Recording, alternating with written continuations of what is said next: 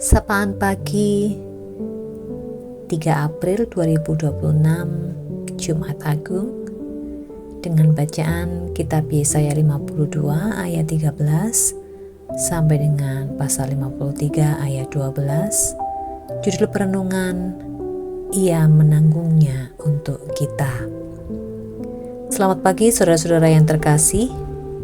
Di pagi Jumat Agung ini kita bangun dengan satu kenyataan iman yang sangat dalam. Yesus tidak hanya mati di kayu salib, Ia menanggung sesuatu yang seharusnya menjadi bagian kita. Nabi Yesaya sudah menubuatkan hal itu jauh sebelum Yesus datang ke dunia ini. Ia berkata, Dia tertikam oleh karena pemberontakan kita, oleh bilur-bilurnya kita menjadi sembuh. Kalimat ini sederhana tetapi sangat dalam. Yesus tertikam bukan karena kesalahannya. Yesus menderita bukan karena dosanya. Semua itu terjadi karena kita. Seringkali kita mengira salib hanya kisah penderitaan Yesus. Padahal salib adalah kisah kasih Tuhan untuk kita. Ia ditolak supaya kita diterima. Ia dihukum supaya kita diampuni. Ia terluka supaya kita dipulihkan. Pagi ini sebelum kita berangkat berbakti, sebelum kita menghayati Jumat Agung, bahkan sebelum kita menerima tubuh dan darah Kristus dalam perjamuan kudus, mari kita berhenti sejenak dan melihat ke dalam hati kita masing-masing.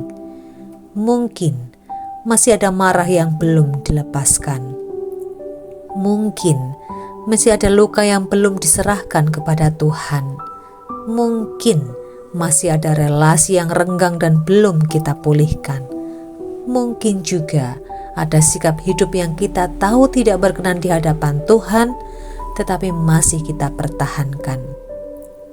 Firman Tuhan hari ini mengingatkan kita, Ia sudah menanggung semuanya. Ia tidak menunggu kita menjadi baik dulu. Ia tidak menunggu kita layak dulu. Ia lebih dulu berjalan menuju salib untuk kita.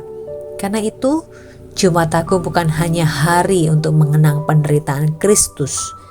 Jumat Agung adalah hari untuk kembali kepadanya. Kembali dengan hati yang jujur, kembali dengan pertobatan, kembali dengan kerinduan dipulihkan. Dan ketika nanti kita menerima roti dan anggur dalam perjamuan kudus, kita datang bukan sebagai orang yang sempurna, tetapi sebagai orang yang sadar. Saya diampuni, saya dikasihi, saya dipulihkan oleh pengorbanan Kristus. Karena itu hari ini mari kita menjalani Jumat Agung dengan satu keputusan sederhana namun penting. Hidup lebih lembut kepada sesama, lebih cepat mengampuni, lebih setia berjalan bersama Tuhan. Sebab kasih sebesar itu tidak seharusnya kita terima dengan hati yang biasa-biasa saja. Selamat menjalani hari Jumat Agung. Tuhan yang telah menanggung kita, kiranya juga memulihkan hidup kita hari ini dan seterusnya. Amin.